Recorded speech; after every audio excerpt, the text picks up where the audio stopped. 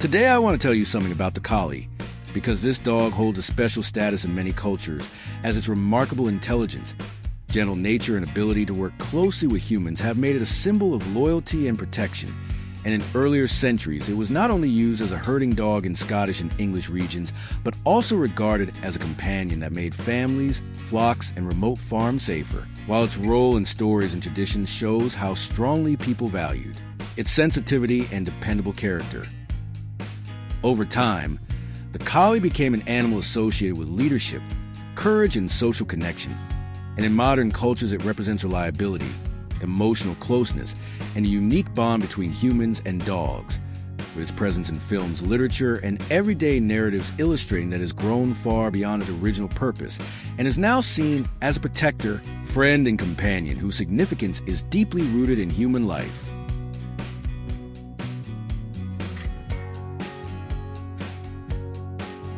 The Collie is considered a medium-sized dog breed, with males reaching a height at the withers of 56 to 61 centimeters and weighing between 20 and 29 kilograms, while females are slightly smaller at 51 to 56 centimeters and weigh between 18 and 25 kilograms, and both varieties, the Rough Collie and the Smooth Collie, share the same breed standard but differ clearly in coat structure, with the Rough Collie having a full, soft coat and the Smooth Collie a short, tight one. And for camera work, the noble, wedge-shaped head with the slightly tipped ears is especially important because it gives the Collie its typical gentle and intelligent expression, often referred to as facial play. Over time, the Collie's external appearance has been slightly adapted in different countries, yet the essential features such as a harmonious body line, the elegant neck shape, the balanced proportion between chest and back, and the characteristic head posture have remained unchanged. And these traits ensure that the Collie presents a clear, distinctive silhouette both in athletic work and in film productions, making its movements appear particularly fluid and establishing it as one of the most visually recognizable herding breeds worldwide.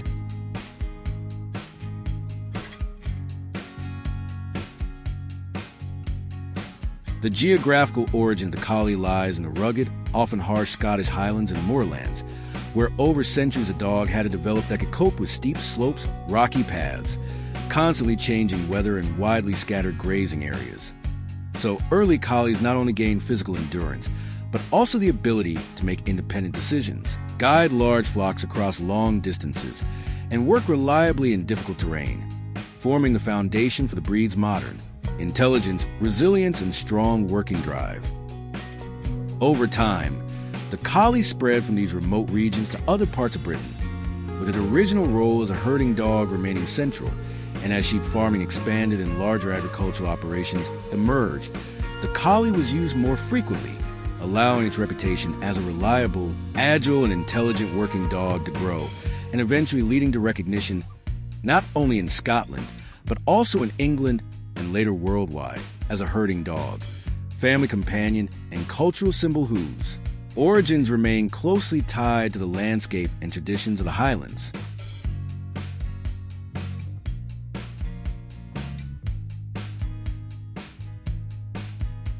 The naming of the Collie most likely originates from the so-called Collie sheep, a traditional Scottish breed with black heads and legs that was common in the Highlands, and the dogs that herded these animals were initially called Collie dogs before the name gradually shortened to Collie, illustrating how closely the linguistic development of the breed is tied to its original working purpose and regional livestock practices, and how historical working relationships often flow directly into the modern terminology of a dog breed. As history progressed, the name Collie became increasingly established because it not only reflected the connection to the Collie sheep, but was also adopted in written records, early breeding descriptions, and agricultural documents, eventually becoming internationally recognized and forming a fixed part of canine terminology today, with the origin of the name serving as an example of how regional expressions, practical use, and linguistic simplification combine to create a designation that is understood and used worldwide.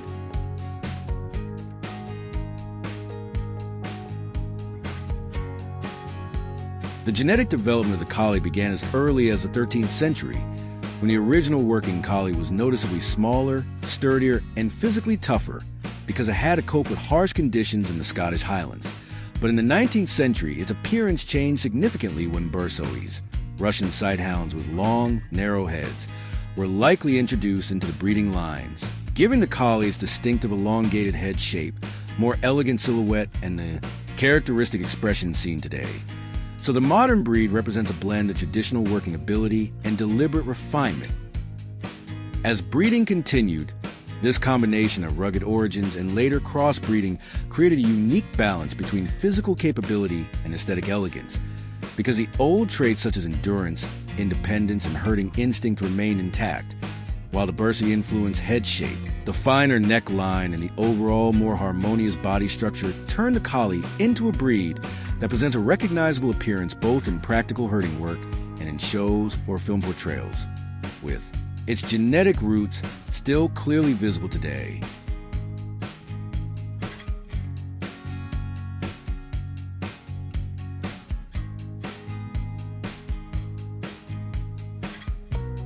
In ancient religions, the collie was not worshipped like a deity,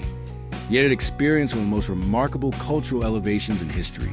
because from a small, sturdy working dog of the Scottish Highlands, it gradually developed into an animal that was increasingly perceived in chronicles, stories, and later social representations as a symbol of reliability, intelligence, and human closeness, allowing its role to expand far beyond herding work and turning it into a dog whose significance in culture, daily life, and public perception steadily grew.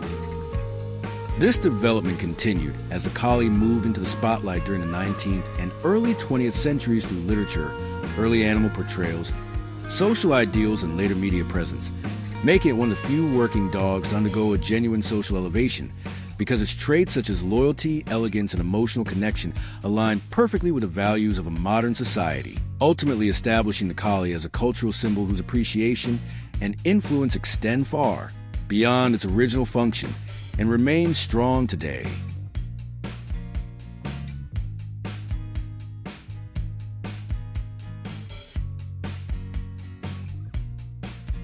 The difference between the British and American Collie bloodlines is visually fascinating for a documentary because both lines differ clearly in appearance and character,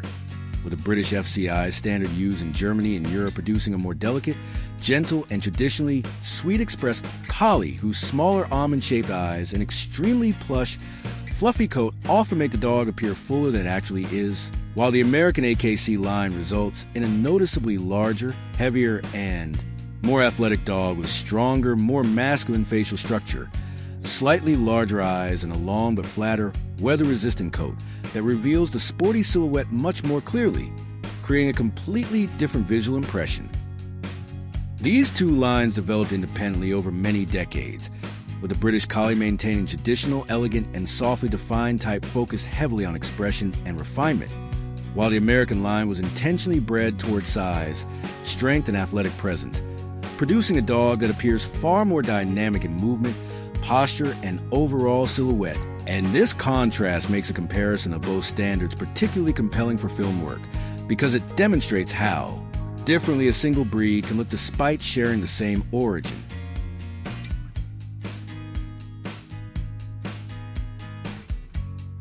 The different color varieties of the collie are particularly fascinating for a documentary because the British FCI standard restricts the breed to only 3 traditional colors: sable white, tricolor, and blue merle, with white markings allowed only on the chest, neck, legs, and tail tip, while the American AKC standard permits a much wider range and even includes a famous white collie,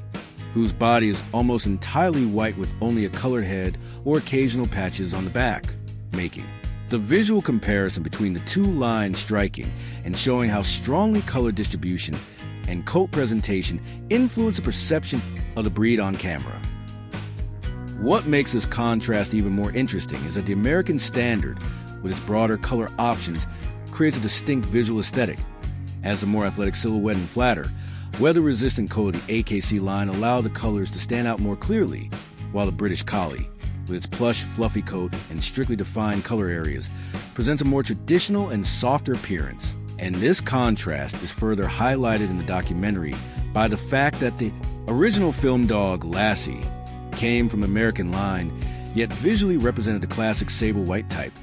emphasizing the historical and cinematic significance of these color variations.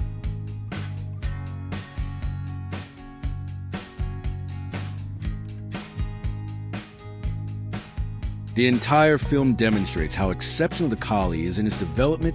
appearance, genetic history, and cultural significance. Because from the rugged Scottish Highlands through the versatile refinement to the clearly distinguishable British and American lines and their color variations, the picture emerges of a breed shaped not only by working ability and intelligence, but also by elegance, expression, and historical depth, making the collie today a symbol of loyalty, closeness, and the unique bond between humans and dogs, a bond that has grown over centuries and is fully visible throughout this documentary. In summary, the collie is one of the few dog breeds whose appearance, character, and cultural perception have developed so strongly and yet so harmoniously, because the differences between FCI and AKC lines, the diversity of colors,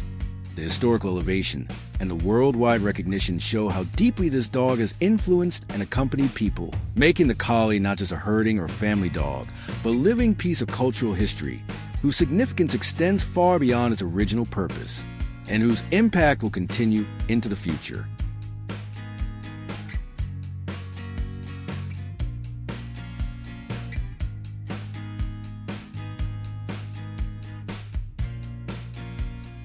As we come to the end of this film, I want to thank every viewer, because it matters to me that people find content that offers calm moments, clear explanations, or simply a space to listen and breathe. And I hope this film has provided a bit of clarity, and perhaps shown how fascinating the world can be when we take the time to look a little closer. Many people look for information that is not loud but explained in a clear and human way. And if this film achieved that, it shows that such content is valued, and that it is important to tell things a way that anyone can understand, without pressure, without rush, and without complicated language, but simply in a way that feels inviting and easy to follow. I hope this film has helped make the world a little more understandable, because sometimes a quiet moment is enough to grasp something that once felt confusing. And these are the moments I want to create with my films, so that every viewer feels they have taken something meaningful away, no matter how big or small that thought may be. To finish, I kindly ask all viewers to subscribe to the channel, leave a like, and activate the bell, because every bit of support helps create new films and keep this knowledge available for everyone. And I want to thank each person for their time, their attention, and their willingness to join me on this journey, because that is what keeps this work alive and makes it possible to tell new stories.